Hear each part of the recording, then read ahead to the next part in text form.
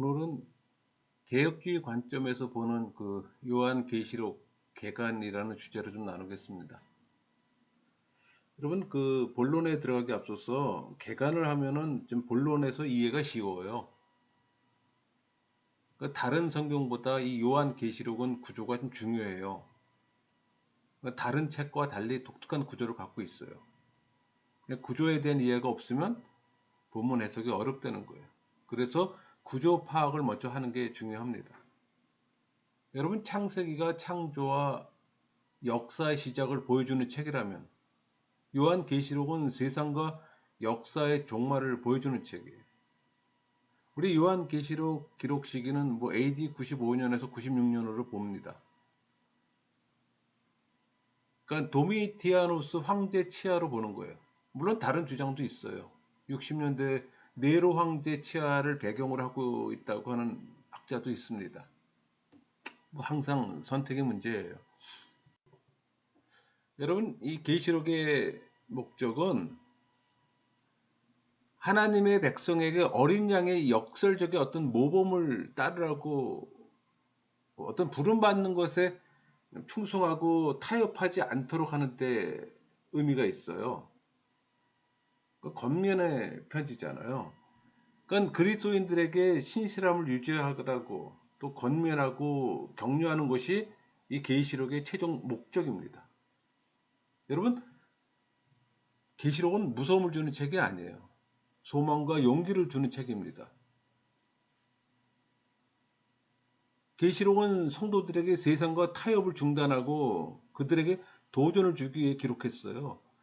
가끔 가다 보면 계시록을 굉장히 무서운 책으로 오해하는 분들이 있어요. 절대 그렇지 않아요. 이 계시록은 성도들의 영적 생활과 관련이 있을 말세 사건들에 대해서 올바른 시각을 갖도록 하는 데 목적이 있습니다. 그러니까 성도들은 두려워할 이유가 없어요. 이 성경은 구속의 드라마잖아요. 창세기가 서론이라면 요한계시록은 결론입니다. 요한계시록은 사도 요한에 의해서 기록됐잖아요. 또 성경의 마지막 책이고 또 예수 그리스도의 재림을 둘러싼 사건들 가운데서 이루어질 모든 역사의 미래, 그 완성을 말해줍니다. 그러니까 교회는 박해와 이단 종교 사상의 도전을 이겨내고 또 역사의 종말과 또 교회와 세상의 어떤 다른 이 운명을 또 제시하는 거예요. 그러니까 교회가 세상 안에서도 세상에 휩쓸리지 않고 또 신앙의 순결을 유지해 교회의 원형을 유지하도록 하는 겁니다. 그러니까 요한계시록은 다니엘과 다른 구약의 예언들을 확대해서 말해요. 그러니까 반모섬에 유비되어 있던 사도 요한에게 주님께서 친히 하신 말씀이 이 책의 개요가 또 잘 밝혀져 있잖아요. 여러분, 요한의 환상은 어떤 면에서는 또 새로운 것이 아니에요. 그러나 이 책에 너무 정교한 어떤 구조와 문학적 표현 기법이 동원되어 있어요. 또 사도 요한의 어떤 특유의 문학적 특징들이 또 스며들어 있고. 그러니까 우리가 요한계시록을 지나치게 신비적이거나 직관적인 자세로 읽어서는 안 되는 거예요. 이성적이며 또 분석적인 자세를 가져야 할 겁니다. 그런 자세가 결여될 때는 수백 번을 읽어도 사도 요한의 독특한 이 문학 기법을 파악하는 게 불가능해요. 바로 이것이 요한계시록을 대하는 우리의 기본 자세여야 합니다. 요한계시록의 기록 장소는 우리 그 1장 9절에 밝혀져 있는 대로 반모섬이에요. 또 반모섬은 소아시아 해안의 또 바위섬이고, 그러니까 해안에 굴곡이 심하고 또 길이로 본다면 한 16km에 폭은 한 10km 정도. 또 이 안에는 채석장이 있고 당시 그 죄인들을 유배해 보냈던 곳입니다. 지금도 성주순례 가면은 이 섬에는 그 계시의 동굴이라고 불리우는 사도 요한의 유적이 남아 있습니다. 그러니까 17세기의 반모섬은 터키 지바에 들어갔지만 이 터키 황제의 어떤 보장 허락을 받아서 자치적으로 또 통치를 했어요. 그러다 1832년에 터키의 통제를 완전히 받습니다. 또 1912년에는 이탈리아로 귀속되었다가 1947년에 또 그리스에 또 다시 양도되었다고 합니다.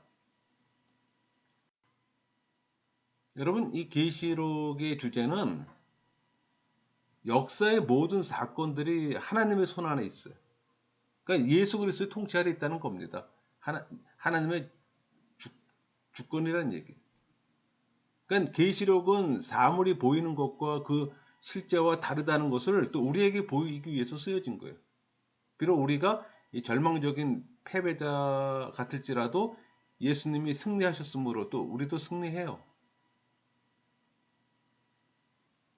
여러분, 신앙인의 기도가 하늘에 상달되지 않는 것 같이 보입니까? 땅 위에 내려지는 심판은 신앙인의 간구에 대한 하나님의 응답이에요. 하나님의 시간과 우리의 시간이 다를 뿐입니다. 여러분, 신앙인이 패배한 것 같이 보입니까? 그렇지 않아요. 실제로는 그들을 다스려요. 성도들은 그리스도와 더불어 세세토록 새하늘과 새 땅에서 함께하는 겁니다. 여러분, 세상 역사의 어떤 시대적 도표를 보면은 이렇게 뭐 크게 9개 라인으로 형성되어 있습니다. 히브리, 애굽, 메소포타미아, 이탈리아, 헬라, 페니키아, 아람, 해쪽 속, 이란 이렇게 나눠져 있는데 요한계시록은 첫 번째하고 네 번째 라인에 해당됩니다. 첫 번째가 히브리, 이스라엘의 역사라면 이제 네 번째는 이탈리아, 로마 역사가 되는 거죠. 그러니까 성경만 공부하다 보면은 세계 역사는 관심이 없고 잊어버려요.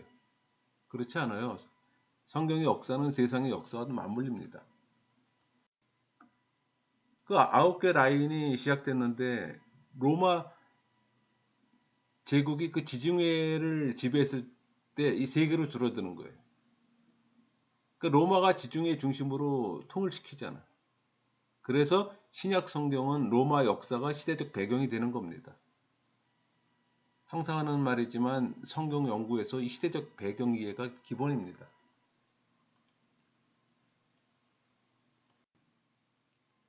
여러분, 로마 역사는 길어요. 뭐 BC 900년에서 한 AD 1500년으로 보니까 한 2300년 정도 됩니다. 그러니까 로마 제국의 역사는 한 600년 정도 되는데 그중 또 200년가량을 지중해 중심으로 패권을 또 장악해서 그때를 뭐 팍스 로마나라고 해서 어떤 지속된 로마토 평화를 말하기도 합니다. 여러분, 그 요한 계시록을 좀 이해하기 위해서는 우선 하나의 어떤 문학 장르로서의 묵시를 좀 이해할 필요가 있어요. 묵시는 어떤 상징성이나 난해성, 복합성 등을 갖잖아요. 그러니까 성경 묵시 문학은 성령의 영감을 받은 성경 기자가 신적 권위와 또 진정성을 가지고 성경 전체의 말씀과 연속성을 갖는 하나님의 계시를 묵시라는 양식으로 기록한 겁니다. 그러니까 우리 AD 1세기에 사도 요한은 종말의 때에 발생할 일들에 대한 주님의 계시와 환상을 당시의 일상적 언어로 다 표현할 수 없었을 겁니다. 그러니까 요한계시록은 로마의 멸망을 예언하는 책이잖아요. 또 로마 제국의 멸망을 직접적으로 표현할 수 없기에 암시와 상징을 또 사용할 수밖에 없었어요. 그러니까 예를 들면 짐승, 비스트는 1세기 성도들을 핍박하는 로마이기도 하며 또 영적이고 또 종말론적인 어떤 적그리스도이기도 한 겁니다. 여러분, 우리가 성경 해석에 많은 갭이 있어요. 우리 요한계시록은 뭐 AD 95에서 96년도에 쓰여진 서신이잖아요. 그렇다면 시간적으로 2000년, 지역적으로는 8000km, 또 언어의 갭이 있어요. 헬라 언어로 쓰여졌잖아요. 또 지중해 문화고, 또 문화 구조가 키아즘 구조로 돼 있어요. 그러니까 여러분들이 쉽게 접하지 못한, 접할 수 없는 그런 갭을 갖고 있습니다. 근데 이런 갭을 무시한 해석은 많은 오류를 범합니다. 그래서 성경을 무조건 문자적으로 해석하는 것은 피해야 되는 거예요. 세대주의가 문자적으로 해석하죠. 근데 여러분, 계시록에는 많은 상징이 나오잖아요. 비유가 가지고 있는 어떤 전체적 의미, 거기 집중해야 하는 겁니다. 또 상징들의 세밀한 부분을 너무 강조해서는 안 돼요. 그러니까 세부를 어떤 연구하는 것은 중심 사상을 이해하기 위한 범위에서만 필요합니다. 또 다양한 숫자들이 나오잖아요. 그 숫자에 상징성이 있어요. 뭐 7은 완전, 뭐 4도 완전, 뭐 12는 이스라엘의 완전수, 또 24는 완전의 강조, 뭐 14만 4천은 하나님 백성의 완전수, 3과 2분의 1은 완전수의 절반, 뭐 6은 불완전수, 이런 이해가 필요해요. 또 우리 나팔, 뭐 진노의 대접, 이런 심판들 있잖아요. 이런 유사한 상징들은 어떤 특수한 사건이나 개별적인 행위나 역사의 세부가 아니라 원리예요, 원리. 그 말은 인간의 행위와 하나님의 도덕적 통치를 말하는 거예요. 또 이는 세계 역사 전반과 특히 새 세대의 어떤 전체를 통해도 적용되고 있어요. 그러니까 기록될 당시의 상황이나 형편에 비춰서 이 상징들을 해석해야 한다는 겁니다. 또 어떤 명확한 것에서 모호한 곳으로 이해의 방향을 또 잡아야 해요. 그러니까 본문이 직접 해석하는 겁니다. 또 성경 전반에 걸쳐 나오는 이 상징들의 의미와 배경을 함께 살펴봐야 하는 거예요. 여러분, 요한계시록을 보면은 한 70%가 구약 성경에서 이미 있던 내용을 인용하는 거예요. 그러니까 계시록의 404절 중 구약 인용이 278절이에요. 70% 인용입니다. 그러니까 어려운 책이 아니죠. 어렵게 볼 이유가 없는 겁니다. 구약을 제대로 공부했으면은 어려운 책이 아니에요, 결코. 여러분, 우리 존 칼빈이 그 성경 주석을 쓸 때 이 유일하게 쓰지 않은 책이 요한계시록입니다. 근데 이 중세교회가 요한계시록을 신비주의적으로 해석함으로써 이 기독교인들을 우민하는 데 사용했어요. 사실 이 사실에 이 종교개혁자들이 분노했습니다. 그들 가운데 찌빙글리나 루터 등은 또 요한계시록의 정경성을 의심할 정도였어요. 그러니까 칼빈은 그런 문제의 소지가 있는 책에 대한 주석을 굳이 저술할 이유를 찾지 못했다고 볼 수가 있는 겁니다. 그래서 요한계시록 주석이 없는 거예요. 그러니까 요한계시록은 어떤 정경성의 의문이 제기되기도 했어요. 그래서 AD 2세기에는 거의 요한계시록을 사용하지 않았다고 합니다. 그래서 이 초대 어떤 교부들의 저작물에서는 좀처럼 요한계시록이 인용되지 않았어요. 반면에 몬타니스트 같은 이단들이 이 요한계시록에 관심을 많이 가졌습니다. 그래서 오히려 거꾸로 요한계시록이 이단들의 신앙을 세우는 데 아주 중요한 역할을 했어요. 그러자 기독교 정통 주류에서는 이 요한계시록이 이단을 조장했다는 생각을 갖게 되는 거예요. 그래서 그때부터 요한계시록의 어떤 정경성에 대해서 관심을 갖게 되었던 겁니다. 여기서 우리는 요한계시록의 어떤 정경성 문제는 해석학적이거나 신학적 요인보다는 정치적에 의해서 많이 좌우됐다는 걸 우리가 기억을 해야 합니다. 여러분, 한국교회는 지금 이단적 집단에 의해서 요한계시록이 많이 이용되고 있잖아요. 사실 그거에 대해서 적절하게 대처하지 못한 교회의 잘못도 있습니다. 그러니까 요한계시록을 이단적 어떤 집단들이 왜곡해서 사용하고 있음을 알면서도 그걸 또 바로잡기 위한 노력이 없었어요. 그냥 요한계시록으로 해석하기엔 난해하다. 개인이 또 잘못 해석해다가는 이단으로 몰린다. 이런 두려움마저 있는 겁니다. 이해는 해요. 사실 시중에 나와 있는 많은 그 요한계시록의 주석서를 보면은 뭐 세대주의 주석, 로마 카톨릭 주석, 신정토 주석의 어떤 그 해석이 난무합니다. 그러니까 계시록에 대한 이 한국교회 이해는 솔직히 초보 단계에 머물러 있음을 또 알 수가 있어요. 그게 또 사실이고.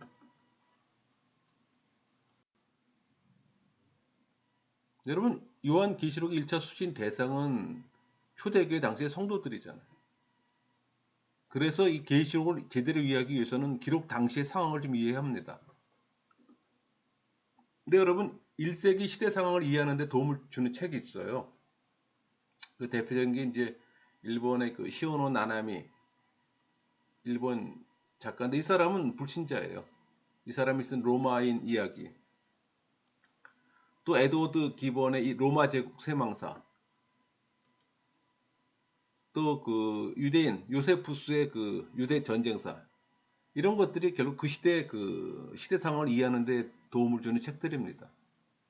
당시 로마 황제는 도미티아누스 황제로, 또 그리스인들에게 있어서는 네로보다 더 심한 또 폭군이었습니다. 여러분, 이 도미티아누스 황제는 자칭 신이라고 주장했습니다. 그러니까 자신에 대해서 주와 하나님으로 부를 걸 명령했던 거예요.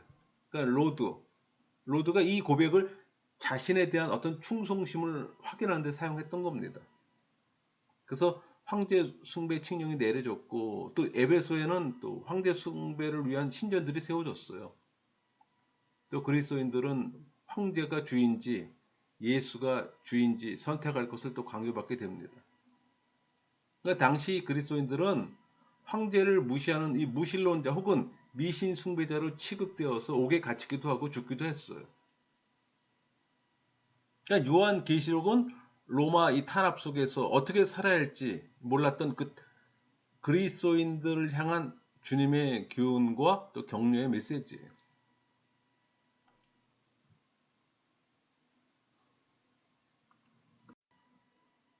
또 이 요한계시록은 종말의 사건을 보여주는 책이잖아요. 그러니까 종말의 사건의 핵심인 예수 그리스도의 재림을 정점으로 재림 이전의 환란과 심판, 또 재림 이후의 새하늘과 새 땅의 어떤 도래의 과정을 연속적으로 또 보여주는 책이에요. 그러니까 역사 배후에 활동하는 이 사단의 세력과 또 악의 실존과 종말을 생생하게 제시합니다. 그러니까 교회가 직면한 이 싸움이 본질적으로 영적인 것이며, 또 그 싸움의 궁극적 승리로 이어짐을 또 알게 해요. 그러니까 1세기부터 구속사가 완성되기까지 지상에서 영적 싸움을 싸워야 하는 이 모든 시대의 교회들을 향한 또 메시지입니다. 또 그리스도의 피로 세워진 교회가 갖가지 환란, 박해에도 불구하고 또 최후의 승리를 얻게 될 것에 대한 또 확신을 주는 책이기도 해요.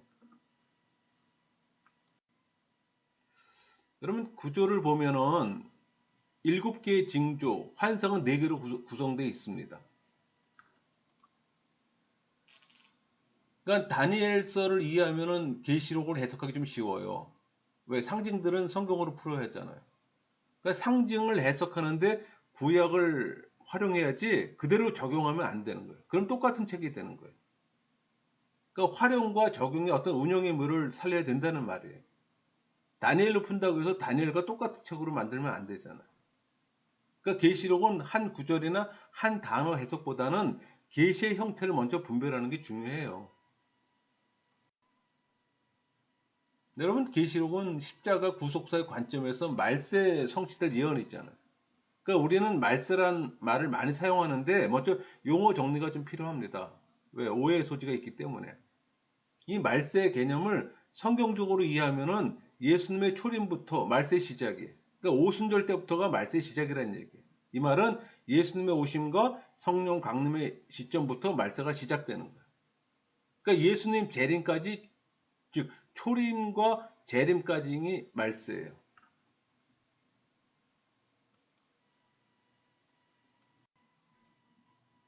우리 계시록 1장 19절, 그러므로 내가 본 것과 지금에 있는 일과 장차 될 일을 기록하라.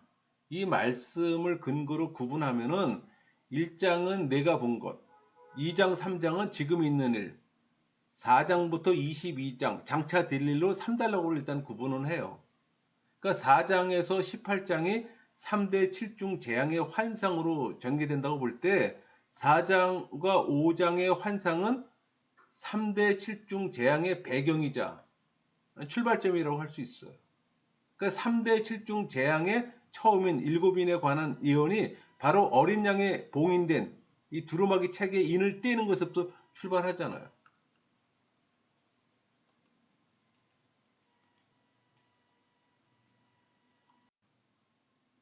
여러분, 요한계시록에서 천상 보좌의 장면들이 여러 곳에서 나와요.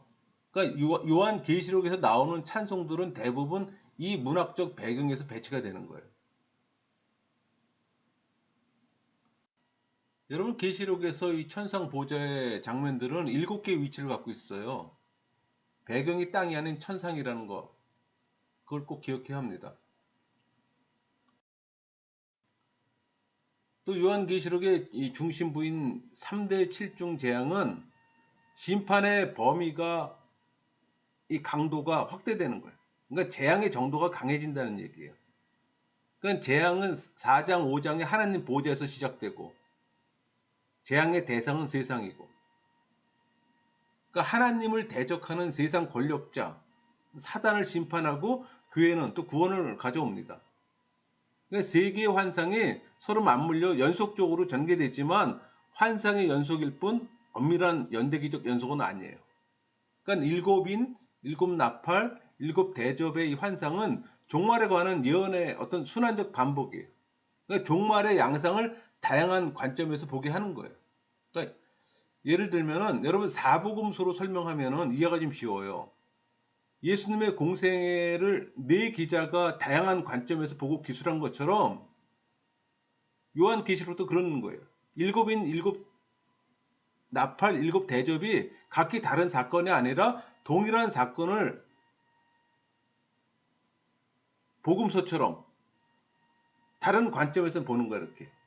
그래서 마이크에서 소리의 파장이 넓게 퍼지면 확대되는 것처럼 단순 반복이 아니라 일종의 나선형 순환 방식이에요. 그러니까 환상이 연속될수록 재앙의 강도가 더해져요. 그것은 또 요한계시록 전체 구조에 또 긴장을 주기도 합니다. 여러분, 그 계시의 과정은 하나님, 예수님, 천사, 사도 요한 7개 이런 식으로 지금 계시가 전해진 거예요. 근데 7개는 우리 보통 모든 교회를 총칭하는 겁니다.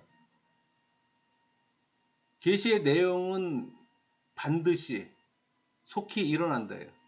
근데 속히라고 할 때 이건 이제 인간 기준의 시간 개념이 아니에요. 하나님 관점의 시간이에요. 그러니까 속히는 후일, 마지막 날, 뭐 종말, 장래일, 날들의 마지막 이렇게 표현할 수가 있어요. 우리 다니엘서 2장 28절에 그 후일로도 표현됩니다. 그러니까 예수님의 초림은 종말의 시작이잖아요. 예수님의 재림은 종말의 완성이에요. 또 계시록의 4개의 환상을 보면은 첫째 환상은 교회, 둘째 환상은 세상, 넷째 완성은 교회로 되어 있단 말이에요. 근데 첫째하고 둘째는 교회와 세상의 역사의 과정 안에서 나타나는 모습이라면은 셋째와 넷째는 교회와 세상의 역사의 종말에서의 모습이에요. 그리고 또 계시록 22장, 3장은 7교회, 지상의 교회라면 계시록 21장, 22장은 새 예루살렘 교회, 천상의 교회를 얘기를 하는 거예요. 근데 여러분 그 우표 두 번째 표에 보면 그 탄생과 죽음, 예수님의 탄생과 예수님의 죽음, 부활, 승천, 성령 강림은 이미 이루어진 일이에요. 재림만 지금 남아 있는 겁니다. 그래서 우리 선지서의 그 모든 선지자들의 예언은 다 이미 이루어진 거예요. 재림의 사건만 일부분 남아 있는 거예요. 여러분 우리 종말의 시대에 살고 있잖아요. 거의 저녁 때가 됐습니다.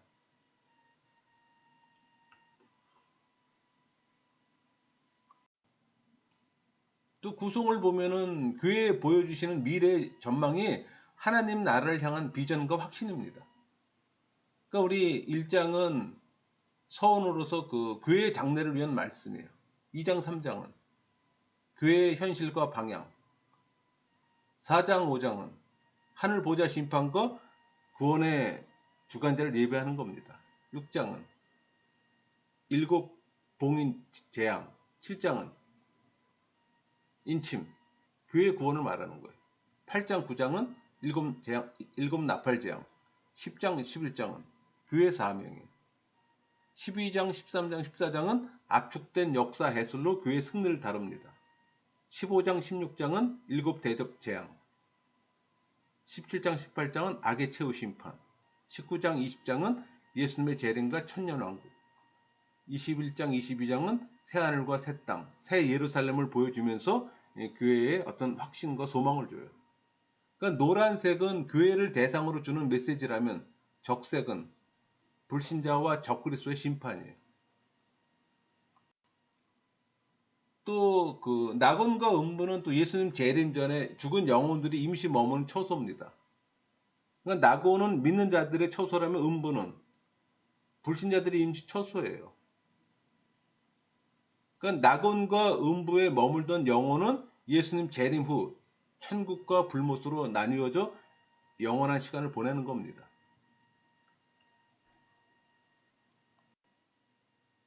여러분, 요한계시록의 주제는 환란과 재림이 중심이잖아요. 또 새하늘과 새 땅을 또 이루어가는 거고. 그러니까 성도들은 인내하며 승리하고 또 구원이 완성될 겁니다. 여러분, 하나님이 요한계시록을 주시는 이유가 있어요.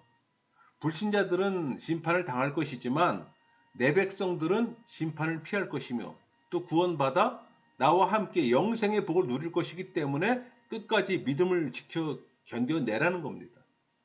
그러니까 우리가 하나님이 이 요한계시록을 주신 이유를 바르게 알면 계시록 해석의 여러 가지 이견들에 대한 답이 명쾌해져요. 뭐 일곱 교회, 휴거, 두 증인, 용, 뭐 두 짐승, 666, 큰 음료 이런 이해가 보다 명쾌해진다는 얘기입니다. 여러분 창세기는 알파로서 시작의 책이잖아요. 요한계시록은 오메가예요. 성취의 책입니다. 그러니까 요한계시록은 계시, 예언, 서신서의 형식을 다 갖춘 아주 완벽하게 조화를 이룬 책이에요. 그러니까 계시는 숨겨져 있는 사실을 밝히 드러내는 걸 말합니다. 여러분 무서움을 주는 책이 아니에요. 소망과 용기를 주는 책이에요. 그래서 성도들에게 세상과 타협을 중단하고 영적으로 끼어 있으라고 도전을 주게 기록한 겁니다. 그러니까 성도들의 영적 생활과 관련 있을 말세의 사건들에 대해서 올바른 시각을 갖도록 하는데 그 목적이 있어요.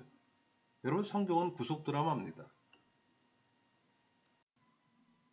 여러분 우리 그 요한계시록 총 404절 중에 구약 인용이 278절이라고 제가 말씀드렸습니다. 70% 해당되는 거예요. 그러니까 성경을 바르게 읽고 연구한 사람에게는 어려운 책이 아니라는 증거예요. 그러니까 성경에 많은 예언의 말씀이 있지만 계시록은 예언된 사건에만 초점을 맞추고 있는 책이잖아요. 그러니까 이 땅을 심판하고 또 재창조하며 의로 다스릴 권세를 가진 그리스도 중심으로 환상과 초점을 두고 있어요. 그러니까 계시록은 계시, 예언, 서신서가 완벽하게 조화를 이룬 책이에요. 계시록에 나오는 상징들은 구약 성경을 바탕을 두고 있어요. 그러니까 상징을 알면 계시록은 쉬워요. 우리 지금 1장부터 22장까지 장제목이란다. 그 구약에서 인용되는 것 매치시켜서 지금 나열해놨는데 1장에 보면 인자에 대한 묘사, 우리 다니엘서 7장 9절, 또 10장 5절 6절, 에스겔 1장 7절 26절, 43장 2절에 벌써 5개 이상 이렇게 그것에 나오는 내용이잖아요. 또 3장의 생명책은 출애굽기 32장, 시편 69장, 말라기 3장 세 곳에서 나와요. 다윗의 열쇠는 이사야에서도 나오는 거고, 또 네 번째 하늘의 보좌는 이사야 6장, 에스겔 1장, 또 네 생물은 에스겔 1장, 10장, 이사야 6장에 또 반복적으로 나오잖아요. 또 5장의 책에 대한 얘기는 에스겔 2장, 스가랴 5장, 또 유다 지파에 나온 사자는 창세기 49장, 이사야 11장. 또 우리 6장의 말과 탄 자들은 시편 45편이나 스가랴 1장, 6장에 또 나오고, 또 우리 7장에 이마인침 받은 수의 종들, 에스겔 9장, 그 다음에 구속된 자의 기쁨은 이사야 49장, 25장, 에레미야 31장, 에스겔 34장에 나오잖아요. 또 우리 17장에서 19장까지 바벨론의 멸망은 이사야 13장, 21장, 46장에 48장, 에레미야 25장, 다니엘서 2장, 하박국 3장, 에스겔 27장 이렇게 다양하게 많이 나와요, 여러분. 그러니까 여러분들이 구약에서 이런 부분들을 여러분들이 이미 공부를 하고 있다면은 이게 어려운 책이 아니죠. 어려울 수가 없죠, 이거는. 그러니까 우리가 그 요한계시록이 어렵다고 하는 표현은 내가 그만큼 공부 안 했다. 그것만 인식하고 있으면 되는 거예요. 그리고 이런 이미 돼 있는 강의들이 있으면 이런 표 갖다 놓고 여러분들이 직접 찾아보고 주석을 찾아보든가 참고 자료를 찾아보면서 하게 되면 쉽게 그 어려움이 풀어지는 거예요. 어려울 게 하나도 없잖아요.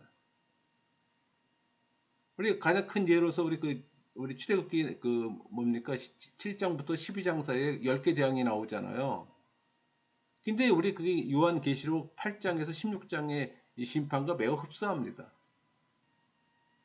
또 이사야 24장에서 27장까지 또 에스겔, 다니엘, 요엘, 스가랴 이런 책들을 함께 성경을 풀어가면은 쉽게 열려요. 왜? 그 모든 책들이 모두 종말론적 관점에서 기록되었기 때문에 쉽게 이해가 되는 거예요. 전혀 별개로 생뚱맞게 쓴 책이 아니란 얘기예요. 성경은 구속사의 이야기이기 때문에 전체가 다 이어지는 형태로 이루어져요. 그렇지 않은 그게 단락적으로 이어졌다면 구속사라고 얘기하기가 어렵죠.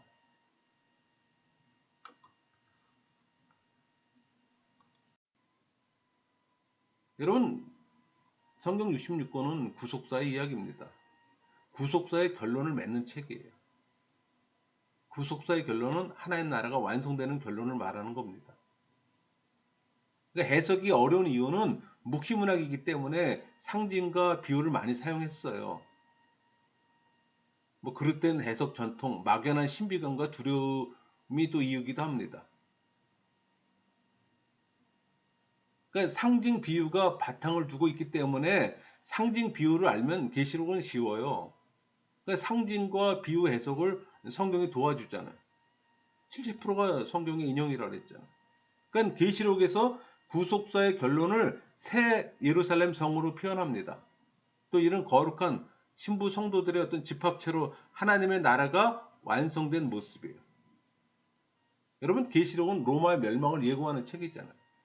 예수님의 재림과 종말, 그러니까 세대주의 해석의 문제점을 인식하고 피하는 것이 필요합니다. 여러분이 알고 있는 상당수는 아마 세대주의 해석일 겁니다. 그거 걷어내야 되는 겁니다. 그래서 제가 개혁주의 관점에서 보는 요한계시록이라고 말씀드렸던 이유가 바로 그거예요. 저는 개혁주의 목사입니다. 여러분, 우리 요한계시록에 공부하는 유익이 있습니다. 성경 이해에 도움을 줘요. 또 교회와 세상을 바라보는 눈이 열립니다. 또 이단의 미혹에 빠지지 않아요. 상당수는 요한계시록으로 왜곡된 해석을 하잖아요. 그러니까 계시록을 알지 못하면 또 영원한 천국을 바르게 소망하지 못한다는 게 또 큰 문제입니다. 여러분, 요한계시록은 성령이 감동되어 사도 요한이 환상으로 본 것을 기록한 책이잖아요. 한마디로 계시의 책이에요. 창세기에서 깨진 창조 질서를 회복하는 구속사의 결론이에요. 그 관점에서 봐야 되는 겁니다.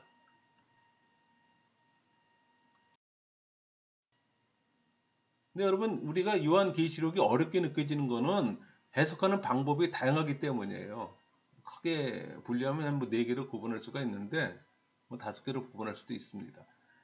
첫 번째가 이 과거주의적 해석인데 계시록의 사건들이 과거에 다 발생한 것을 보는 관점이에요. 그러니까 계시록을 1세기 상황으로 보는 관점이에요. 또 두 번째가 역사주의적 해석인데 그러니까 계시록의 내용이 초대기에서부터 종말에 이르기까지 전 역사에 일어나는 연속적 사건들을 다루고 있다고 보는 점이에요. 요거는 이제 우리 종교 개혁자들, 루터나 칼빈들이 이 견해를 따릅니다. 미래주의. 미래주의는 과거주의의 관점과 대조적으로 1장, 3장을 제외하고는 계시록의 내용이 미래 종말에 대해서 다루고 있다고 보는 관점이에요. 요게 이제 세대주의 관점입니다. 그러니까 이상주의. 그러니까 계시록을 영적 혹은 초자연적 입장에서 보는 관점이에요. 그 말은 계시록의 내용이 역사적 사건보다는 악에 대한 선의 승리라는 어떤 영적 세계의 원리를 보는 관점이에요. 그러니까 그리스도의 초림과 재림 사이에 교회에 관심을 두는 거예요. 또 심판들은 역사 속에서 항상 있는 심판들이며 또 짐승은 역사 속에서 반기독교 제국, 뭐 통치자들을 가리키는 겁니다.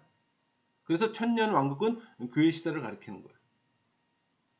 그러니까 상징들이 역사적 사건들과 관련 있는 것이 아니라 초시간적인 어떤 영적 진리와 관련된 것으로 보는 거예요. 이렇게 보는 사람들이 핸드릭스하고 후쿠마가 그렇게 봅니다. 또 하나님의 군대와 사탄의 어떤 군대의 갈등을 상징적으로 묘사하는 걸 보는 거예요. 그러니까 계시의 내용 중 어느 하나도 역사적 사건과 일치되지 않는다는 또 문제를 또 놨습니다. 그래서 계시록을 해석할 때 어느 한 관점에서 보기보다는 쓰여진 1세기 상황에서 출발해요. 또 종말에 대한 시각과 또 실제 이 사건 배후의 어떤 영적 상황들을 포괄적으로 보는 시각이 필요한 겁니다. 그래서 계시록의 해석은 신약 성경 전체적 어떤 틀 속에서 조화가 이루어져야 된다고 생각합니다.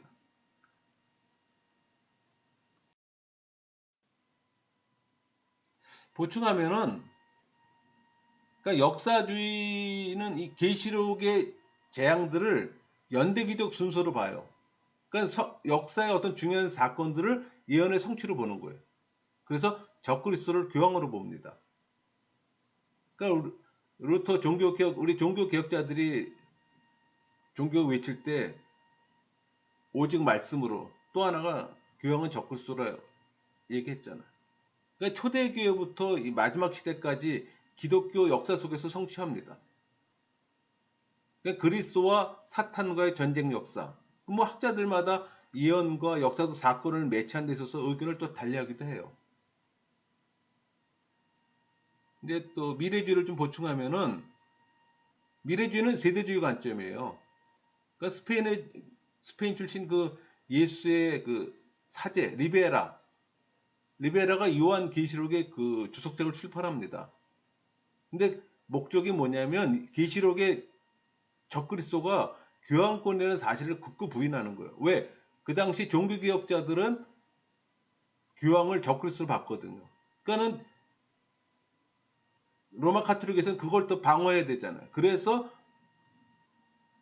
이 그 예수의 사제 리베라를 통해서 요한 계시록의 주석책을 출판하게 된 거예요. 자기네 어떤 보호막을 위해서. 그러니까 리베라는 이 계시록의 첫 부분은 요한 당시 해당되는 예언이지만 나머지는 재림 직전에 나타날 성도를 핍박하고 하나님을 모독할 무신론적 인물인 적그리스도가 나타나서 활동하는 그 3년 반 동안 이루어질 일이라고 설명합니다.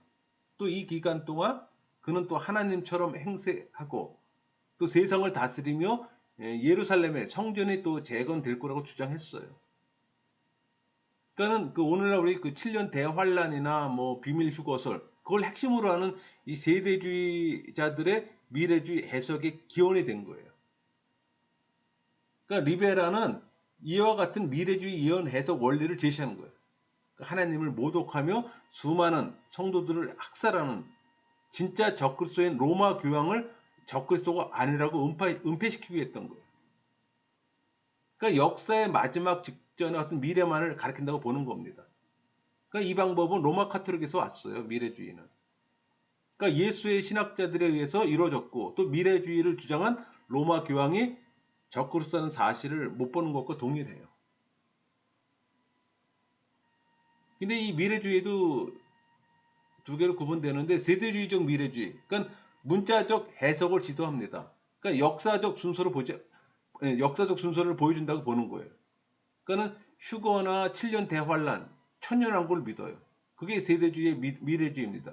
또 하나가 수정된 미래주의예요.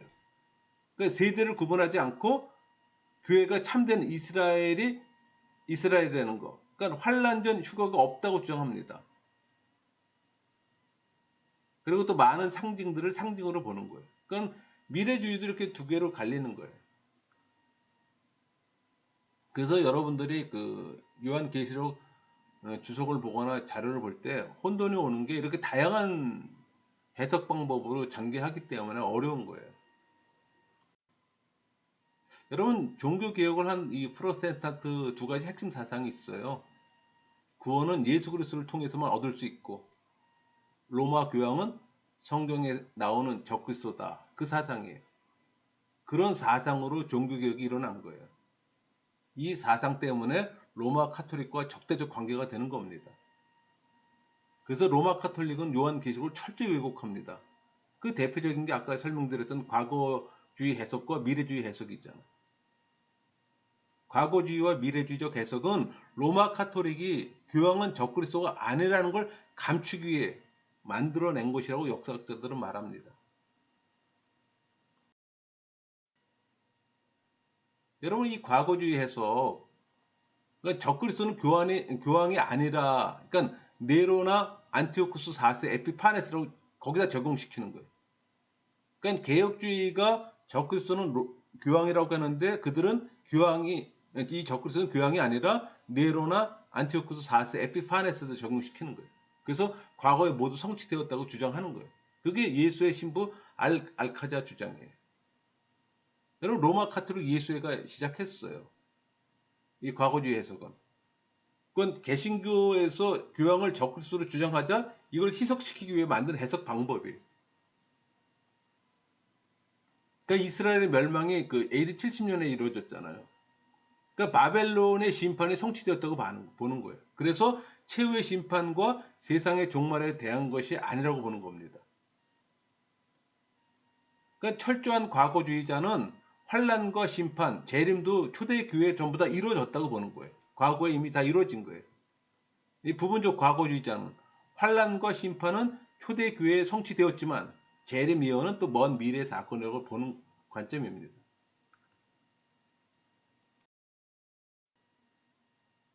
근데 이 미래주의 해석의 초석은 에드워드 어빙이에요. 이 사람은 그 오순절 카리스마 운동의 선구자입니다. 또 스코틀랜드 장로교 목사로 비밀 휴거를 주장했어요. 근데 그 동기가 좀 재밌어요. 마가렛 맥도날드라는 스코틀랜드 소녀가 본 환상을 어빙이 소개하는 것으로 시작된 겁니다. 그 한 소녀의 환상이 신학의 기준점이 되는 거예요. 또 세대주의를 이론적으로 정립한 창시자는 존 넬슨 다비 있잖아요.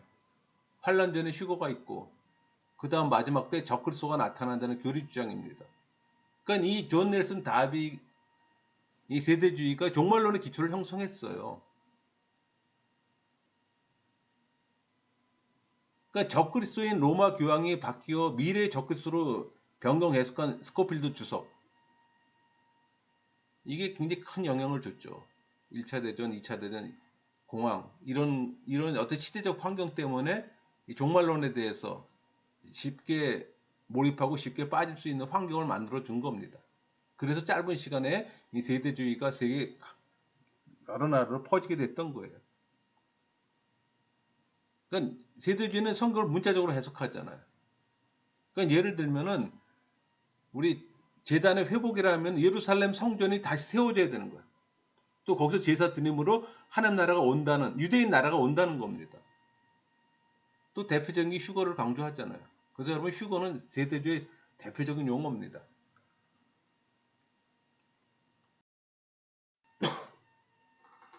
여러분 세대주의 신학을 신봉하는 자들은 계시록을 문자적으로 해석해요. 그러니까 성경 예언을 미래주의 해석으로 가르치는 방법은 로마 카톨릭에서 온 겁니다. 예수의 신학자들에 의해서 또 이루어졌고, 그러니까 미래주의 해석을 주장하면 로마 교황이 적그리스도라는 사실을 못 보는 결과와 동일해요. 그러니까 미래주의 해석과 과거주의 해석은 로마 카톨릭 예수에서 만든 겁니다. 의도적으로 만든 거예요. 개신교에서 교황을 적그리스도라고 주장하니 희석시키기 위해서 만드는 해석 방법이에요. 그러니까 과거주의 해석은 적그리스도는 교황이 아니라 네로 안티오쿠스 4세 에피파네스라는 겁니다. 그 과거에 모두 성취되도 주장하는 거예요. 그러니까 이것도 이 과거주의나 미래주의는 전부 다 예수의 신부들이 작품이에요. 과거주의는 알카제의 작품이라면 미래주의는 리베라의 작품입니다. 그 미래주의는 마지막 시대에 이교도가 출현하는 거예요. 예루살렘 성전을 재건하고 3년 반 동안 세력을 떨칠 이 초자연적 인물 적그리스도가 출현한다고 주장하는 겁니다. 그럼 이 과거주의와 미래주의로 인해서 교회 역사는 전부 다 과거건 미래건 현재가 아니라는 거죠. 감춰지는 거예요. 근데 역사주의는 종교 개혁자들의 주장이 있잖아요. 그러니까 초대교회부터 마지막 시대까지 기독교 역사 속에서 성취된다는 겁니다. 그 안에 그리스도와 사단과의 전쟁 역사가 이루어지는 거예요. 그, 그 사단 안에는 이 적그리스도 안에는 로마 교황도 포함된다는 얘기입니다.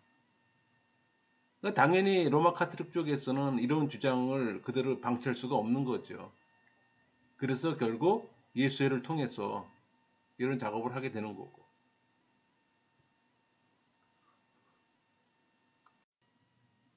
여러분, 세대주의는 그 미래주의 해석 방법을 취해요. 그러니까 4장에서 18장까지 휴거하는 거예요.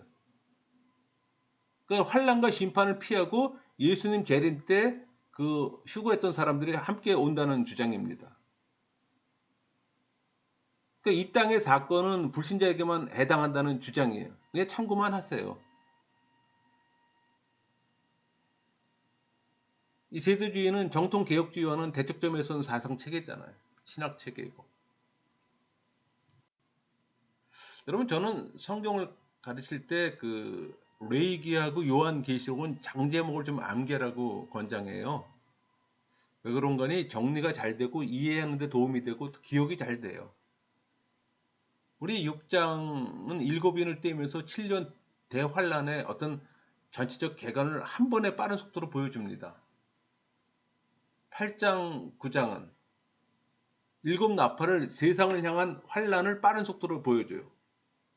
이게 부분적인 심판이에요. 16장은 일곱 대접을 통해서 사단에 속한 이 무리들을 향한 심판을 빠른 속도로 또 보여줍니다. 그러니까 적그리스도와 심판의 표를 받은 자들의 대상이에요. 그러니까 전체적인 심판인 거예요. 그러니까 계시록 6장의 어떤 4대 병마와 계시록 8장의 나팔 계시 내용은 모두 상징입니다. 근데 16장은 문자적 계시예요. 그 반면에 저 7장, 10장에서 11장 14절까지 또 12장, 13장, 14장은 그 흐름과 끊는 어떤 삽입된 막간, 인터루드예요. 뭐 나중에 제가 설명할 겁니다. 그러니까 상징 계시는 해석의 원리, 말씀의 원리로 영해야 되는 거예요. 영적 해석이 필요하다는 얘기예요. 문자적 계시는 문자 그대로 해석하면 되는 겁니다. 그러니까 계시의 형태를 분별하지 못하고 일방적으로 해석하면 하나님의 구속사가 달라져요. 그러니까 여러분 이렇게 1장부터 22장까지 장제목을 해놓고 제가 지금 적색하고 푸른색하고 표시를 해놨잖아요. 6장은 상징 계시, 8장, 9장도, 16장은 문자적 계시, 그 다음에 인트로드, 막간 이렇게 집어넣으면 요것만 일단 여러분들이 기억을 하고 있어도 다른 해석이 나옵니다. 또 16장에서 심판이 종결됩니다. 그러니까 17장, 18장은 심판에 의해서 이미 파괴된 인류 문명을, 그러니까 악을 상징하는 바벨론 멸망으로 재조명하는 일종의 추가 계시예요. 그 말은 바벨론 멸망으로 다각도로 재조명하는 추가 계시란 얘기예요. 또 최종 국면과 부록 두 개는 후반부 19장부터 22장 5절까지는 그리스도의 재림과 이 최후의 백보자 심판, 또 새하늘과 새 땅의 도래를 그리고 있는 거예요. 또 이 부분은 마지막 대환란 이후에 어떤 지상 역사의 종결, 그러니까 완성된 하나님 나라에 초점을 맞추고 있는 거예요. 그러니까 예수님 재림이나 아마겟돈 전쟁, 뭐 천년왕국이나 곡과 마곡의 전쟁, 뭐 최후의 힘보자 심판 등 차례로 예언되고 있어요. 또 그리스도를 대적하던 이 세력들과 인류 최대의 원수인 사단이 영원한 지옥 불못에 던져진다고 밝힙니다. 또 새하늘과 새 땅에 이 새 예루살렘이 도래하며 성도들이 영생의 상태로 들어가게 되는 거예요. 사실 이 새 예루살렘은 교회를 상징하는 겁니다. 그러니까 창세기에서 시작된 신라권의 역사가 완전히 종결되는 거예요. 그리고 영원 무궁한 이 복락원의 세계가 펼쳐지는 비전을 제시함으로도 종결되는 겁니다. 여러분 그 한눈에 보는 요한계시록 이 편은 좀 여러분들이 좀 기억할 필요가 있는데, 그러니까는 이 요한계시록은 시간적 흐름이 전부가 순서적으로 되어 있질 않아요. 근데 보통은 그 시간의 흐름이 있고 어떤 논리적 전개가 있잖아요.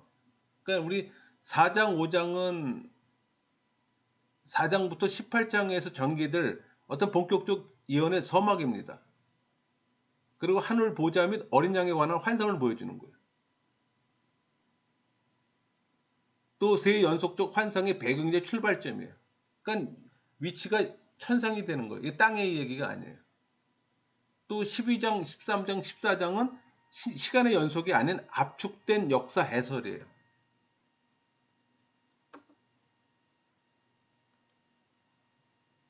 그리고 표에서 이 별표는 막간을 표시한 겁니다.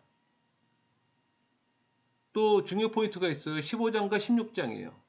그러니까 15장은 전개되는 장소와 상황이 달라요. 그러니까 15장은 천상이에요. 16장, 17장, 18장은 지상이 되는 거예요. 배경이.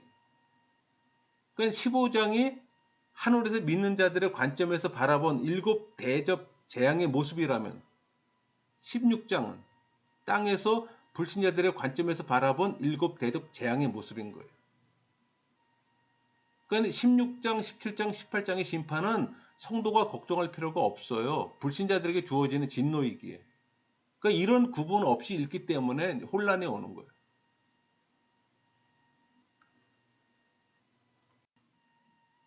여러분, 그 요한계시록 구조는 학자마다 다양해요. 요즘 리차드 보캄이라는 분은 영국 세인트 앤드루스 대학에서 교수로 계신 분인데, 이분은 그 성공의 신자로서 사제서품은 받지 않았어요.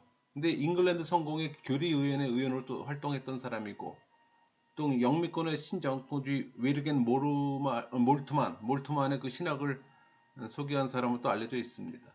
또 요한계시록에 관한 저작도 높이 평가를 받는데, 이분 같은 경우로 이제 그 전형적인 우리 방식의 서론, 본론, 결론.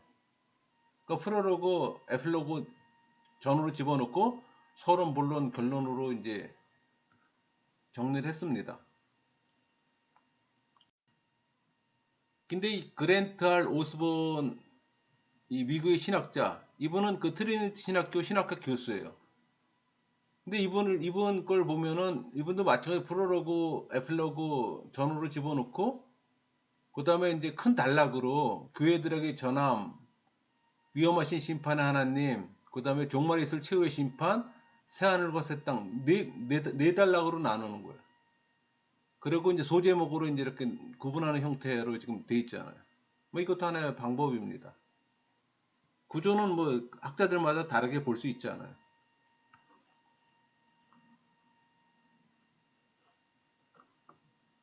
이제 우리 일반적으로 키아즘 교차대 구조죠. 저는 이 키아즘 구조를 선호합니다. 왜냐하면 성경의 문학 구조는 교차대 구조가 일반적이에요. 그러니까 키아즘 구조도 성경을 연구하는 사람마다 차이가 있다는 사실 꼭 기억하세요. 그러니까 우리가 그 기납도 성경 연구할 때 차트를 만들잖아요. 근데 차트를 만드는 사람마다 좀 다르게 만들잖아요. 마찬가지예요.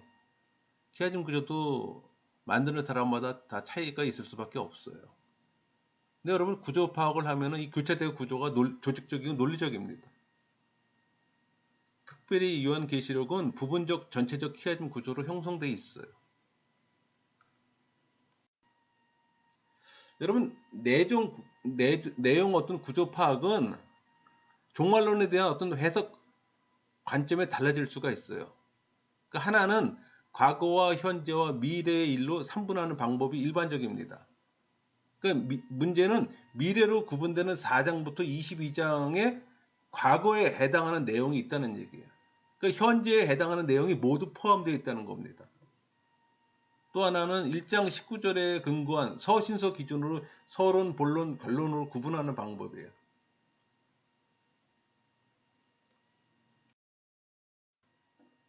저는 서신서 기준으로 설명하고자 합니다.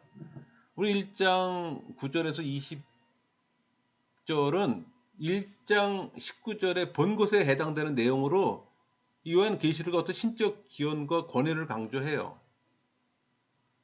그러니까 2장, 3장은 1장 19절에 이제 있는 일에 해당되는 내용이고 또 교회 일곱 모델로 다양한 어떤 메시지를 통해서 종말의 시대를 살아갈 교회가 보일 모습을 또 예언적으로 보여줍니다.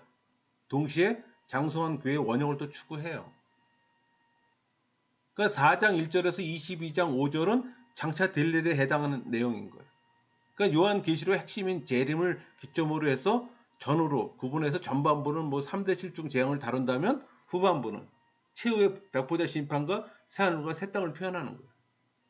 또 말세의 점층적 환란과 심판과 새하늘과 새 땅의 도래를 통한 이 구속사 완성 과정에 대해서 다루고 있는 어떤 그 계시록의 핵심 부분이기도 합니다. 여러분 요한계시록의 두 범죄소 사건의 흐름을 보면은 우리 3대 7중 재앙의 환상은 종말에 관한 예언의 어떤 순환적 반복이잖아요. 그러니까 독자로 하여금 이 종말의 양상을 다양한 관점으로 보게 하는 거예요. 이는 단순 반복이 아니라 일종의 나선형 순환으로 재앙의 강도가 더해가는 게 특징이에요.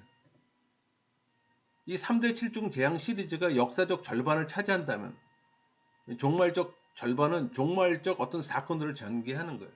그러니까 이런 전개는 항상 연속일 뿐이에요. 그러니까 시간적 연속은 아니라는 관점으로 봐야 하는 겁니다. 많은 사람들이 시간에 잠깐 함몰되는데 이 모든 사건은 신약 시대부터 세상 끝날까지 성취되는 겁니다.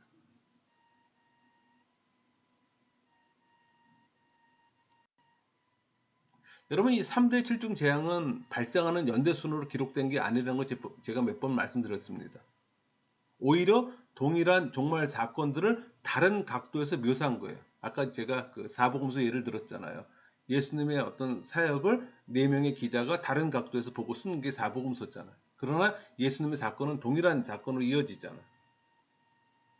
마찬가지예요. 이를 통해 독자로 하여금 종말의 양상을 다양한 관점에서 보게 해주는 거예요. 그러니까 나팔 재앙과 대접 재앙은 동시에 발생하는 재앙이에요. 서로 밀접한 관련 속에서 진행되는 겁니다.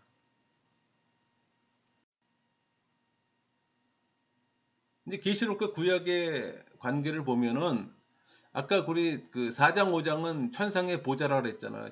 장소가 천상이라고 그랬잖아요. 근데 그 구약의 신명기 17장에 왕을 세우는 이야기하고 연관성이 있습니다. 또 열왕기하 11장에 여호와다가 왕이 되어 개혁하는 이야기가 또 베이스가 되는 거예요. 또 일곱인 묵시의 내용은 레위기 26장 상과 벌의 이야기하고 또 모세와 어린 양의 승리를 노래하는 14만 4천은 출애굽기 15장 모세의 노래하고 또 계시록의 16장은 이사야 44장 우상의 무익함과 에레미야 50장의 바벨론 멸망 등 서로 상관관계가 있다는 얘기예요. 그래서 이렇게 구약의 이런 부분들을 우리가 잘 알고 있으면 계시록이 쉽게 이해를 수 되는 게 바로 그런 개념입니다.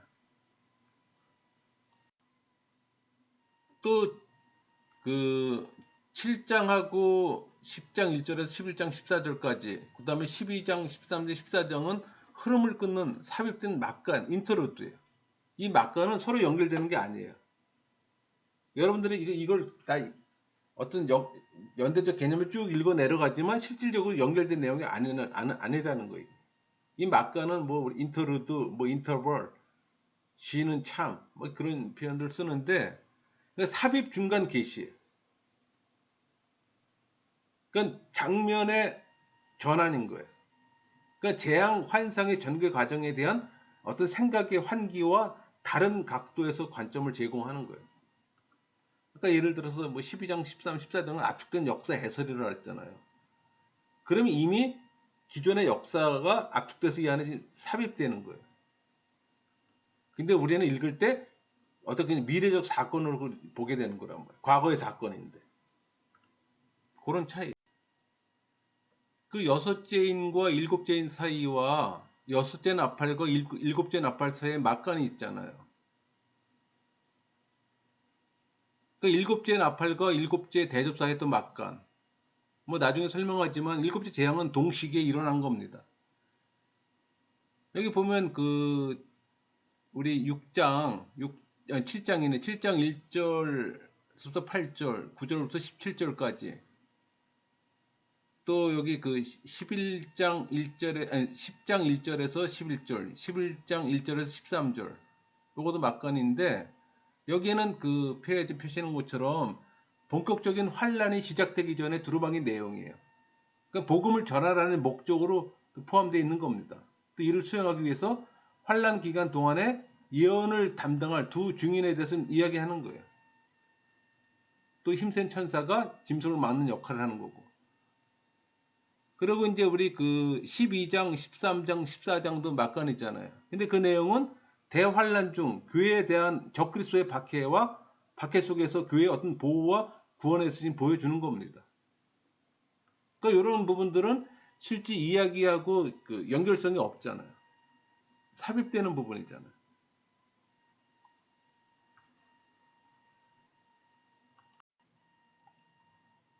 또 우리 6장에서 16장까지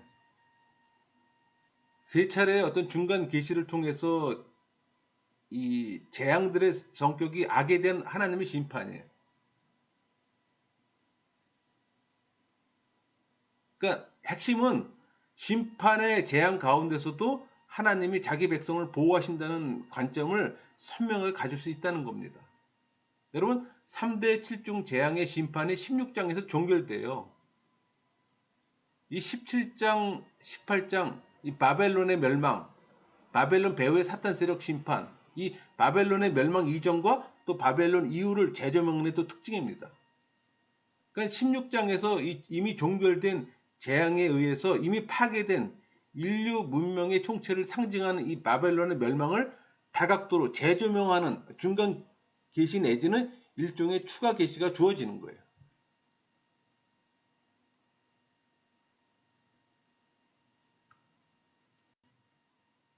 정리하면은 6장에서 16장까지 세 차례 중간 계시, 또 17장, 18장은 추가 계시, 그리고 또 부록 1, 2가 있는 거예요. 그런 구분이 필요한 거예요, 여러분. 그런 구분만 알고 있으면 되는 거예요. 그러니까는 6장서부터 16장 사이에 세 번의 인트로도 막간에 들어갔다 그랬잖아요. 그러니까 심판의 재앙 가운데서도 하나님이 자기 백성을 보호하심을 보여주는 거예요. 또 17장, 18장은 종결된 재앙에 의해서 아까 16장에서 끝났다 그랬잖아요.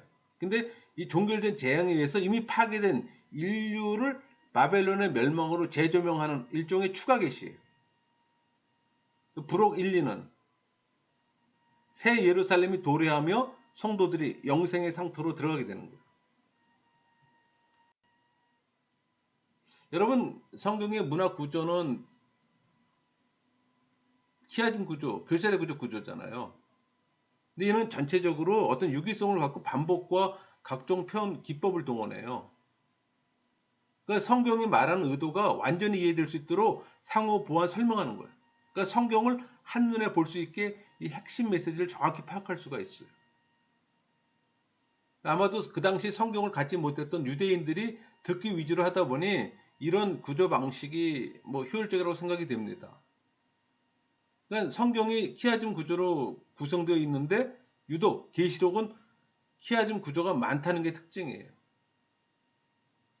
참고로 그 유튜브에 성경 여러 권을 제가 키아즘 구조로 분석해 놓았으니 한번 참고해 보세요.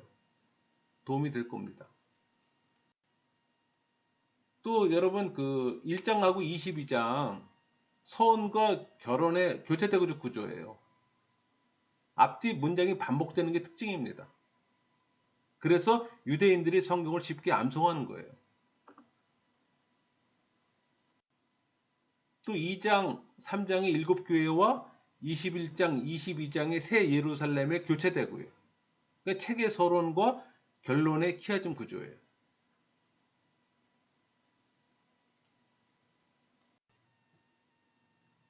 여러분 이 편은 그 3장과 21장, 24장의 교체대구조 구조잖아요. 물론 나중에 여러분들이 화면을 정지하고 이제 형광펜으로 칠하면서 다시 봐야 될 부분인데 여기 보시면은 그 3장 11절에 내가 속해 오리니 그게 저쪽 22장에 보라 내가 속해 오리니 그대로 지금 나타났잖아요. 또 3장 12절에 하나님께로부터 내려오는 새 예루살렘의 이름과 나의 새 이름 이게 그 21장의 거룩한 성 예루살렘으로 나타나고 그리고 3장 21절에 이제는 그에게는 내가 내 보좌에 함께 하여 주기를 내가 이기고 근데 이게 22장 1절하고 4절, 3절에 나타납니다. 하나님과 및 어린 양의 보좌로 또 다시 저주가 없으면 하나님과 그 어린 양의 보호자가 그 가운데 있으리. 이렇게 표현되는 겁니다. 또 아까 저기 그 3장 8절에 보면 열린 문이 나오잖아. 볼지어다 내가 네 앞에 열린 문을 두었을 때. 근데 그게 21장 25절에 낮의 성문들을 도무지 닫지 아니하리니 거기에는 밤이 없음이라. 이런 식으로 교체 대구를 이루고 있어요.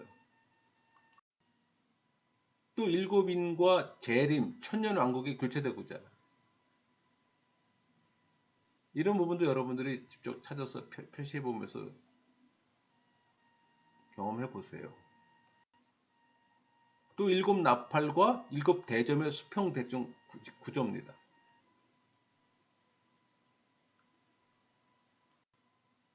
또 8장과 9장하고 15장과 16장의 키아즘 교체대구조 구조예요. 여러분들이 교체대구조 표를 한번 만들어 보세요. 그래야 이 강의가 의미가 있는 겁니다. 또 11장, 12장 용과 천사의 전쟁과 17장, 18장, 19장 바벨론 멸망의 키아즘 교체대구조 구조예요. 여러분 재밌지 않습니까? 지금 성경 전체가 보통 키아즘 구조는 그 예를 들어 1장 안에서 몇 개의 이제 이런 구조들이 나오는데 이건 지금 22장 전체를 지금 앞뒤로 전후로 해갖고 지금 교체되고 구조가 나타나고 있어요. 아주 쉽게 이해할 수가 있다는 얘기예요. 이 얘기는 그렇게 어려운 게 아니라는 얘기예요. 여러분 요한계시록은 이 강의로 여러분들이 얼마든지 100% 파악할 수가 있어요. 여러분들 시간만 낸다면. 이건 또 요한계시록 전체를 키아즘 구조로 자세히 표현한 겁니다. 마찬가지로 여러분들이 직접 표를 한번 만들어 보세요. 이 색깔별로 지금 교체되고잖아요. 노란색, 파란색, 뭐 회색, 노란색 이런 식으로. 그러니까 키아즘 구조로 계시록 전체를 축약해서 표현해 본 겁니다. 한 장으로 좀 표현한 거예요. 그러니까 이런 관점에서 보면 계시록은 선과 악의 어떤 영적 싸움이라는 사실을 파악할 수가 있는 거예요. 그리고 하나님의 백성을 지켜주신다는 게 메시지 핵심이잖아요. 그러니까 키아즘 구조로 성경을 보면 한눈에 핵심을 파악할 수 있는 장점이 있어요. 직접 경험해 보세요. 여기 지금 이 표를 본다면은 그 A와 A-B와 B-C, C가 지금 메인 테마예요. 핵심이라는 얘기예요. 그렇다면 14장은 내용이 그 어린 양과 그에 속한 14만 4천 명의 이야기잖아요. 시온산에 서 있는 환상을 보는 내용이잖아요. 또 이어서 세 천사의 외침이 있고 또 주 안에서 죽은 자들이 복이 있음을 말하고 또 최후의 심판에 대한 예고를 하는 내용이에요. 그럼 이 표를 본다면은 요한계시록의 핵심은 이 14장이라는 얘기가 되는 거예요. 물론 이제 작성하는 사람마다 이제 그 차이는 좀 있겠지만요. 여러분 바벨론 멸망과 새 예루살렘을 교체 구조로 보면은 두 도시와 두 여성이 핵심 코어로 나옵니다. 바벨론 큰 음료하고 예루살렘, 예수 그리스도 신부, 교회를 말하는 거잖아요. 그러니까 교회와 바벨론은 대칭 관계에 있는 거예요. 여러분 성경에서 자주 나타나는 내용 전개를 보면 반복과 중첩의 패턴을 알 수가 있어요. 그러니까 우리 다니엘서를 보시면 제국의 역사를 2장, 7장, 8장, 10장에서 반복되잖아요. 공간복음서를 보면 동일한 내용이 반복되고 강조돼요. 선지서에서는 중첩되는 걸 여러분들이 발견할 수가 있잖아요. 초림을 이야기하면서 재림 이야기가 나오는 거. 이런 것들을 우리가 공부해 나가는 겁니다. 여러분 또 반복과 중첩뿐만 아니라 삽입과 강조점도 두드러져요. 그러니까 로마서 한복판에는 9장, 10장, 11장이라는 삽입장이 있어요. 그러니까 이스라엘의 과거, 현재, 미래의 내용이 삽입됩니다. 또 이사야 한복판에 히스기야 왕에 대한 이야기가 삽입되어 있잖아요. 아수르와 히스기야 왕의 이야기. 또 시편 중에서 여러분 가장 긴 시편이 119편이잖아요. 거기는 하나님의 말씀의 권위와 절대성을 강조하기 위해서 다른 시편과는 다른 색다른 방식으로 삽입이 되어 있습니다. 또 우리 여러분 그 창세기에서 요셉의 이야기 중간에 느닷없이 38장의 유다와 다말의 근친상간 이야기가 마치 광고처럼 삽입되어 있잖아요.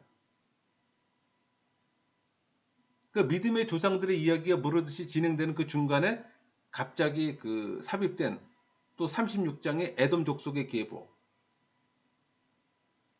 또 창세기 5장에 나오는 계보를 나열하면서 에녹이 죽음을 보지 않고 올려간 이야기를 또 집중적으로 강조합니다. 또 확대와 심화가 드러나요. 그러니까 우리 창세기 1장에서 창조된 인간이 창세기 2장에서 창조된 인간과 동일한 인간인 것. 다만 서술 방식이 서두에는 천지창조 어떤 대략을 기술하고 나서 돋보기를 들이대고 좀 더 자세히 기술하는 방식을 취하잖아요. 그러니까 이스라엘이 가나안을 또 정복할 때 여리고성 함락의 과정을 볼 때도 또 비슷한 패턴이 발견됩니다. 그러니까 엿새 동안 성을 돌다가 6번 돌잖아요. 그러다 마지막 날에는 한 번에 7번을 돌아요. 그러니까 끝으로 갈수록 고조되고 심화되는 모습을 발견할 수가 있는 겁니다. 또 복음서 구조를 봐도 그래요. 점점 돋보기로 자세히 들여다보는 느낌을 받아요. 처음에는 뭐 빠른 속도로 사건 전개 어떤 중심으로 빨리빨리 지나가다가 어느 순간에 카메라가 천천히 돌아가고 또 예루살렘 성 입성부터 유월절 만찬, 십자가와 부활 사건 등 마지막 7일간의 공생애를 클라이막스를 집중적으로 확대 심화해서 다루는 구조를 우리가 볼 수가 있는 겁니다. 마지막 때에 대한 계시를 보더라도 그래요. 우리 다니엘서 9장 20절 한 구절에서 7년 대환란의 이야기를 하고 나서 마태복음 24장의 한 장에서 7년 대환란을 확대 심화시켜 주는 거예요. 또 요한계시록 1장 22장 한 책에서 아주 디테일하게 마지막 때 시나리오를 또 기술합니다. 그러니까 이렇게 성경은 점점 확대되고 심화되고 디테일하게 전개되는 이 방식으로 기술되는 패턴이 많아요. 그러니까 이런 유대인의 문화 구조를 이해할 때 성경이 눈에 들어오게 되는 경험을 하게 되는 겁니다. 여러분 성경을 그저 많이 읽는 것만으로 해서 눈에 들어오지 않아요. 어떤 내용만 있다는 것 뿐이에요. 그냥 눈으로 읽고 소리내 읽는 거는. 이런 갭들을 알아갈 때, 이런 문화 구조를 알아갈 때 성경이 이해가 되는 거예요. 이런 구조 자체를 이해하지 못하고 해석을 하면은 또 엉뚱한 해석이 나오는 겁니다. 또 구조는 구조일 뿐인데 구조가 또 전부인 것처럼 그렇지 않잖아요.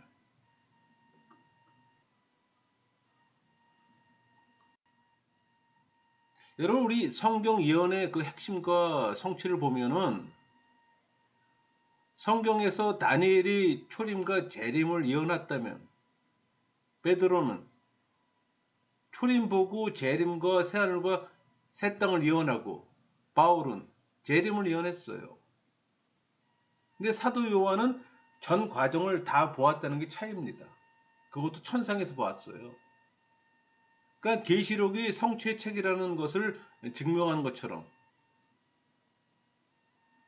그래서 요한 계시록이 마지막 책일 수밖에 없는 겁니다.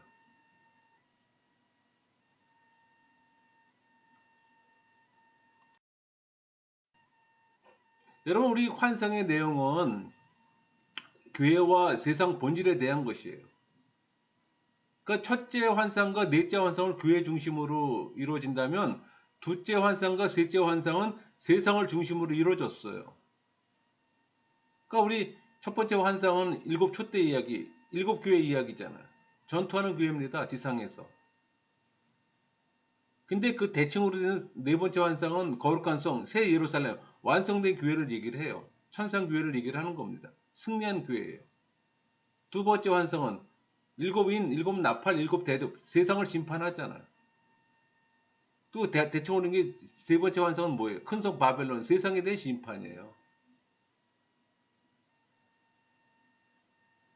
그러니까 계시록의 심판은 불신자에게 적용된다는 거 꼭 기억하세요. 많은 성도들이 요한 계시록에 대한 바른 이해함이 없다 보니까는 요한 계시록을 두려워해요. 종말을 무서워해요. 그렇지 않습니다, 여러분. 심판은 불신자에게만, 적그리스도에게만 해당되는 거예요. 성령 세례 받은 하나님의 백성에게는 그 어떤 종말의 어려움도 겪을 만한 어려움이에요. 심판 자체는 결국 불신자가 대상이잖아요.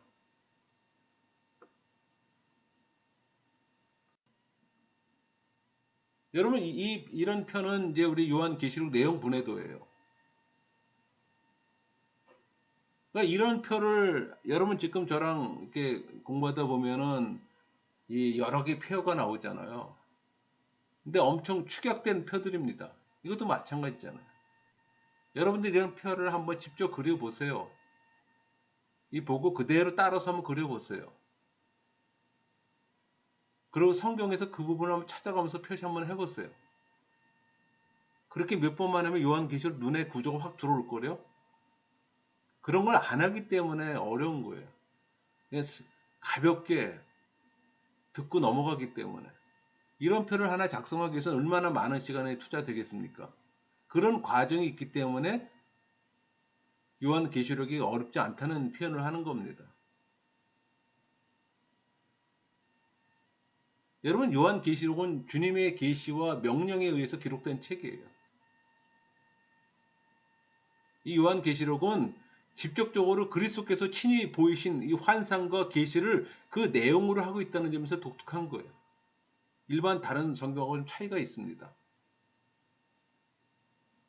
그러니까 계시록은 박해 속에서 어떻게 대처할지 몰라 당황하던 그 1세기 그리스도인들 향한 주님의 교훈과 격려의 메시지예요.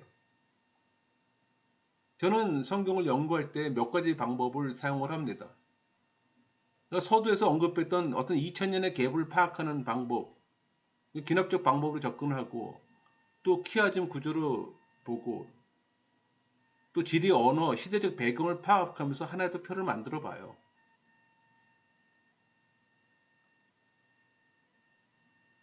그렇게 되면은 좀 쉽게 정리가 되는 걸 많이 경험합니다. 또 그런 표를 만들어 놓고 나중에 다시 한번 볼 때는 수월해지는 거예요. 한 번 이미 작업을 했었기 때문에.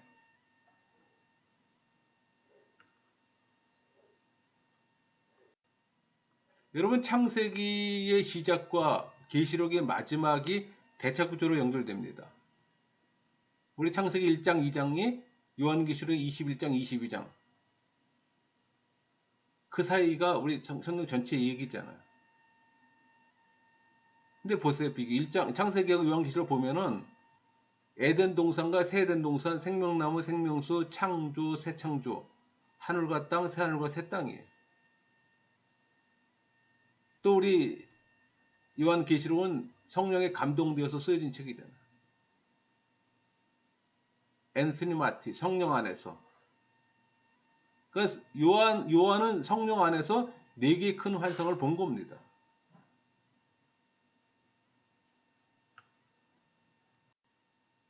여러분, 일곱인, 일곱 나팔, 일곱 대접의 환상은 종말에 관한 예언의 순환적 방법이에요. 이 부분에서 많은 사람들이 굉장히 어려워하는데, 그러니까 이 방법은 독자로 하여금 종말의 양상을 다양한 관점에서 보게 하는 거라고요.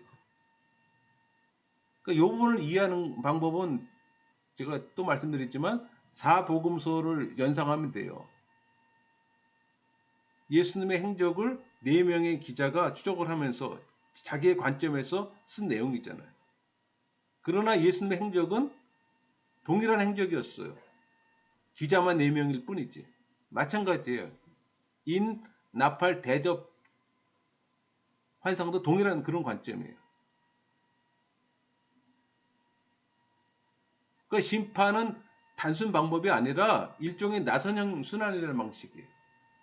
갈수록 확대된다는 거. 그 환상이 연속될수록 재앙의 강도가 더해지는 게 특징이잖아요. 그래서 요한계시록 전체의 어떤 극적 구조 또한 긴장을 더해가는 겁니다.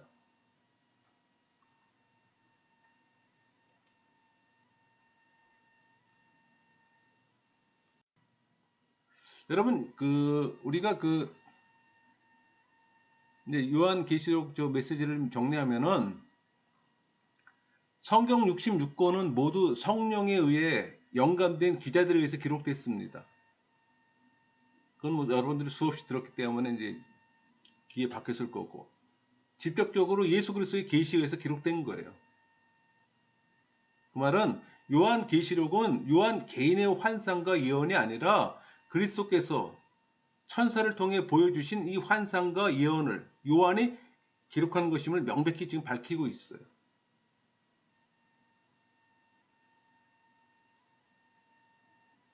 또 두 번째는 각 서신의 말미에는 한결같이 성령이 교회들에게 하신 말씀을 들을지어다 이런 촉구가 반복되잖아요.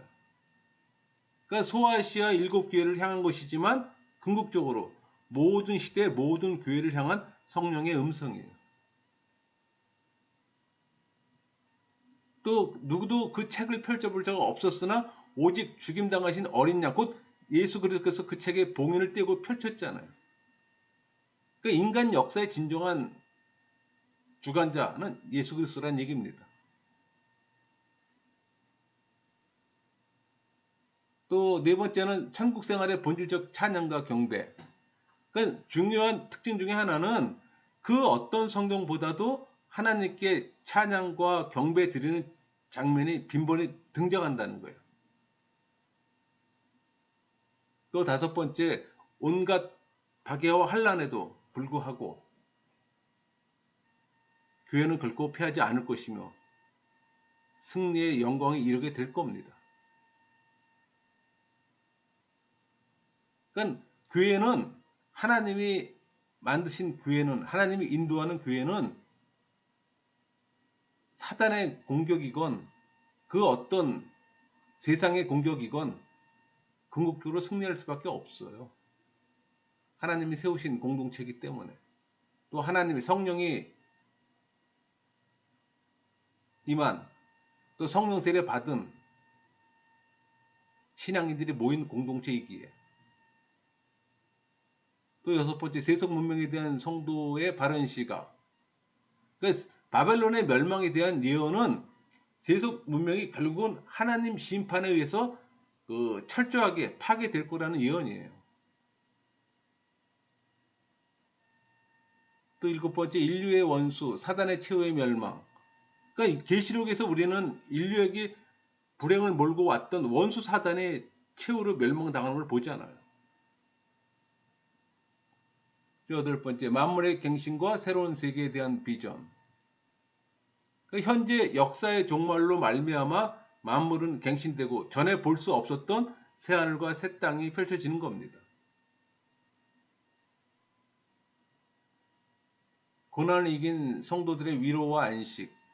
그러니까 성도의 눈물과 수고는 참된 위로와 안식을 보장받아요. 그러니까 하나님을 생각하며 고난을 묵묵히 이겨내는 것이 성도에게 요구되는 또 믿음의 인내입니다. 주의 재림을 고대하는 성도의 신앙생활. 그러니까 요한계시록은 기록된 예언의 진정성과 어떤 절대성을 강조함으로 재림에 대해 확신을 어떤 고취시켜주는 내용으로 종결돼요. 이렇게 해서 우리가 요한계시록 22장의 이 얘기를 나눈 겁니다. 여러분 다시 한번 정리하지만은 요한계시록의 메시지를 여러분들이 들었습니다.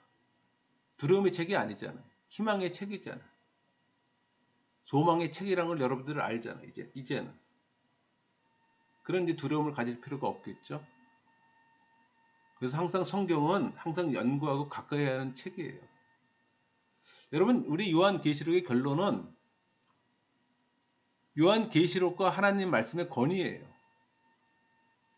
또 예수님의 재림의 임박성과 또 성도들의 자세. 그걸 우리 다시 한번 돌아보는 겁니다. 근데 사도 요한의 경고를 무시하고 성경에 덧붙인 자들이 있어요. 마리아의 평생 처녀설, 뭐 승천설, 교황 무호설, 외경, 연옥설, 로마 카톨릭 얘기죠. 또 요한의 경고를 무시하고 성경에서 빼는 자들이 있어요. 자유주의 신학자들입니다. 그들은 성경의 영문과 권위를 무시하잖아요. 예수님의 동정녀 탄생을 무시하고 또 예수님의 대속적 죽음, 부활, 재림 전부 다 무시하잖아요. 또 천국과 지옥의 실존을 또 무시하고 오늘은 요한계시록의 개관입니다. 내용이 방대해서 몇 개의 강의로 나누었습니다. 마치겠습니다.